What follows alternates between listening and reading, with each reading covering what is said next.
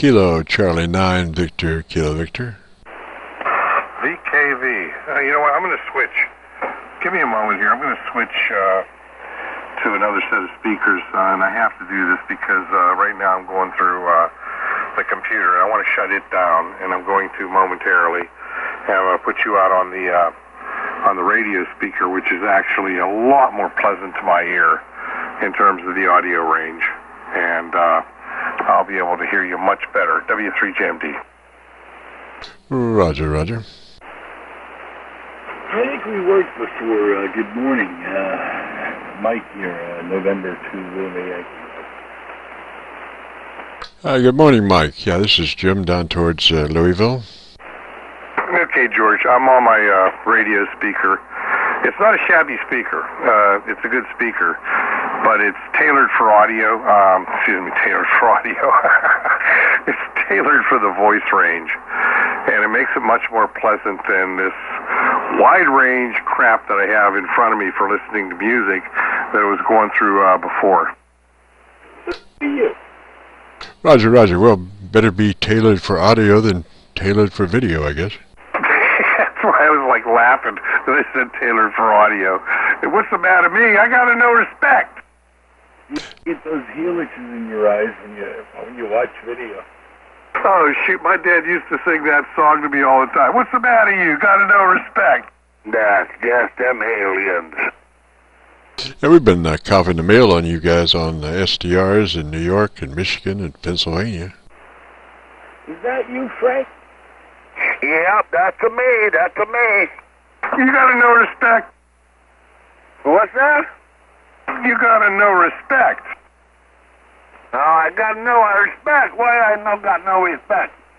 That guy that was talking, he's trying to tell you, get out your guns.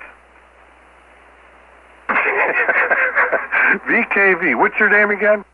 It's Jim, Juliet, India, Mike, down towards Louisville. Actually, we're about 3 miles from downtown Louisville on the Indiana side of the Ohio and New Albany, Indiana. Okay. I don't know what we were talking about that caught your interest, but hello.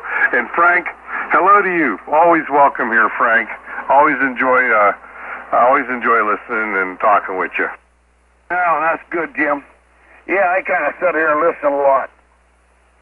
Roger, roger, Jim. You remember illegal antennas? Mike told me that it's like I might have too illegal of an antenna. Mike just told me. Well, I just wonder what kind of, when they're running beverage antennas, what kind of beverage that is. They're kind of generic about that. Oh, it's not a beverage. It's a standard dipole. Actually, it's a standard dipole. Well, enhanced a little bit, but it's still old art. It's called a cage dipole, which is basically a multiple set of wires running out to make it seem to be a lot thicker wire than it really is. I have spreaders, basically little hula hoops that go down the dipole on both sides with 6 wires running in each direction to be spread. And what that does is it gives me a bit more bandwidth without tuning. I shouldn't say that, without having a high SWR. And that is sitting literally 32.5 feet off the ground, and at ground level or within an inch or two are reflector wires that allow the ground to be highly reflective. So that's my illegal antenna. Roger, roger. So that's a bounce right into the ionosphere, Roger? Yeah, it's kind of like gives you that NVIS effect, but 32.5 feet or thereabouts is an eighth of a wavelength. So, and I had played with this. I had put it up higher and lower just to try and get an appreciation and what do others say. And it turns out that right now where it's at was the best for what I had available. The trees have grown. It's now 10 to 12 years later. I can put it up another 10 or 15 feet without any issue. I haven't tried it that much higher, so I can go up to 50 feet, and that might give me a whole lot different perspective on it. Well, 32.5 would be towards, you know, a regular 40-meter dipole would be right at that range or length. If you look at a lot of Yagis and stuff, and you look at the directors, reflectors, and things of that nature, their spacing is on the order of an eighth of a wavelength. Roger, Roger. Yeah. I was just thinking of, you know, you could use a 40-meter dipole for that close enough, you know, because I think that's 33 feet. Well, that would give you half wave off the ground, wouldn't it? On 40, Roger. On 40, quarter wave, I'm sorry. 33 feet quarter wave on 40, approximately. Roger, and then 33 feet on the other side, since it's a dipole. Okay, yeah. 33 in each direction and 33 feet off the ground is a quarter wave. I may find that at 65 feet or thereabouts, there might be a much better effect than what I have now. It's just that the two end support trees, I'd be hard-pressed to tie it that high. I wouldn't tie it that high. I can go about 50 or so feet now, where I couldn't do that when I initially put the antenna up. So it's at 32 feet on either, 32 and a half feet on either end. It is flat-topped, and there is about 128 to 150 pounds of tension in the wire. Oh, roger that. Well, you maybe have to wait a few years for those trees to grow up to get it up there. Or maybe my son will have to do it after I pass away, if he so chooses. He's got his license. I don't think he gives a damn. I think he did it because Dad requested that he do it. No, I didn't beat him into submission. I basically had a little talk with him, and it wasn't one of those, you must do this talks. It was like, I want to show you some stuff. You know, see this down here? I'd like to hand it all to you when the time comes, but I can't really do it if you're not a ham. Well, damned if he didn't in 2 weeks get his ham license. Roger, Roger. Well, see, now you're his Elmer there, as far as being a guiding light to changing his ideas about ham radio. I wish I could give myself that credit. Oh, I'll tell you what. No matter the case, kids have the rebellious part in them, and until they're in their 30s, and this, I mean, I was about, my age, late 20s or early 30s, before I appreciated my father to the real extent. Before that, it was like, he is such an authoritarian person, and on and on and on. But when you get to be around 30 years of age, it's like, I really appreciate my dad's input and everything he done. And I expect the same from my son. Well, it's amazing. The older they get, the smarter you get. Yeah, I was just going to say, did you ever read that little blurb on precisely that? When I was 16, my dad's real stupid. When I was 18, and maybe he's not that stupid. When I was 35, gee, my dad was a smart dude. It's like, it's like the little parabola, when the kid's like all the way up to about 8 years old, Dad knows everything at 8 years old when you're a son. When you're a son at 8 and you look at your dad and you're 8 years old, Dad knows everything. And then you start getting a little older and a little older, 10. Well, Dad doesn't know everything, but he knows most things. And then by the time you're 14, he doesn't know anything. But the best you can expect is by the time it's just about over, you guys have coincided to be friends. It's a sad state of affairs, but I think it repeats itself every generation. It's amazing how relationships kind of change people in the relationship. Like probably in my situation, my grandfather had more of an influence on me being interested in radio than my father. Because Grandpa wasn't looking to mold you.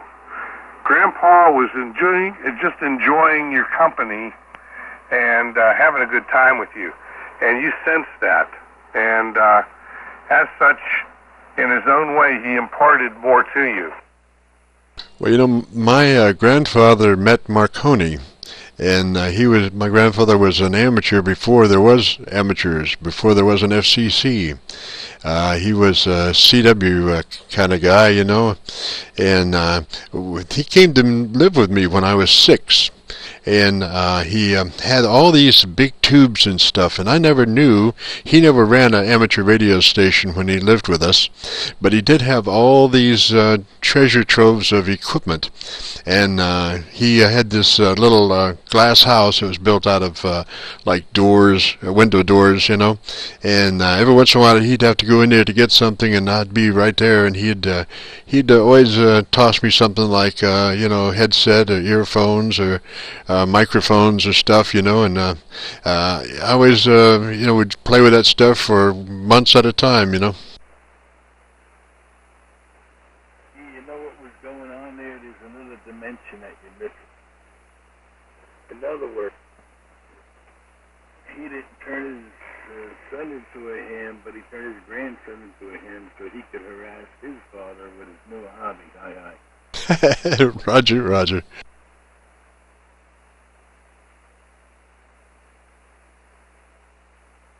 I'm chuckling at that one too, Mike. Now, my grandfather was a steel worker, and I don't think he gave 2 iotas about ham radio. But he did teach me quite a bit when it came to internal combustion engines and stuff of that nature. And I always will keep a very fond place in my heart for any relative, because they've all imparted knowledge and a certain respect to us. That's something that's lost on a lot of kids today. Well, a lot of kids don't have the family structure anymore. Yeah, it's a very sad but true statement. We must not forget Frank is still out there. Oh, I'm still here. And I know you have a lot of valid points and opinions. Even in this regard, Mike, Frank, so you can jump in anytime. Yeah, well, I got kids that are hams, and I got grandchildren that are hams.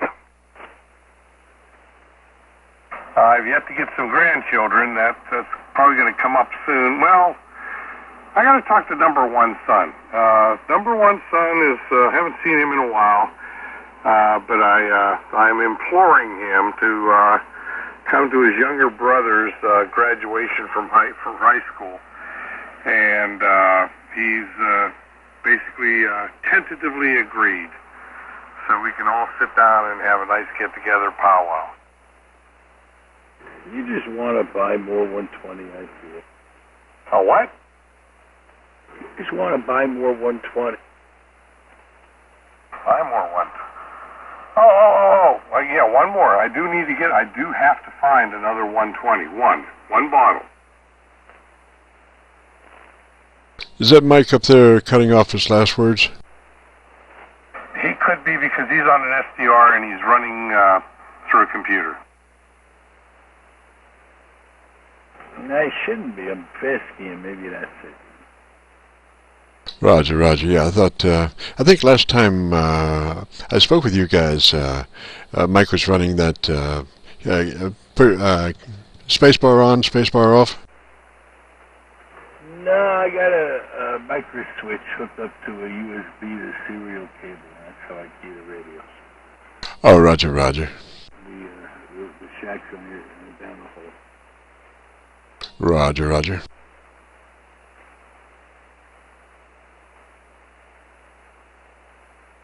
Oh, by the way, Mike, you'll love this. When the guys from Remote Hams were checking my system, I was basically just monitoring 3910 and laughing my backside off. Those guys were absolutely hilarious this afternoon. Yeah, that's when they came on to check my system. while I was listening to them. Yeah, it can get quite colorful up there. Yeah, it gets colorful. And it's like, I'm thinking, oh no, these remote ham guys, oh, they're probably going to like ban me. What kind of service is that?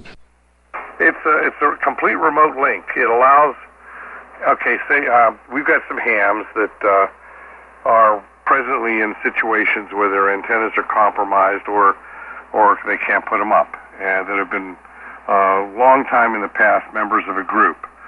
And so I basically, with remote hams, it allows them to, as if they're sitting here in my position as a control op, talk through the system. Yeah, there's a couple little nuances associated with it, but for the most part, they sound pretty good and can get their point across, talking across the remote link via the internet. Roger, Roger. So it's kind of like Echolink? Yeah, that's a good way of putting it. Yeah, I like Echolink. It's similar but different. IRLP? No, it's different than that. It's VoIP with some other stuff as far as control on the system. Roger. So are they voxing or direct control? Direct control. They are the control op while they're talking. So one of the things is you check to see before you give them access, because they can't transmit until you give them that capability. They have to request it, and then you have to give them that capability, whether or not they have a valid license.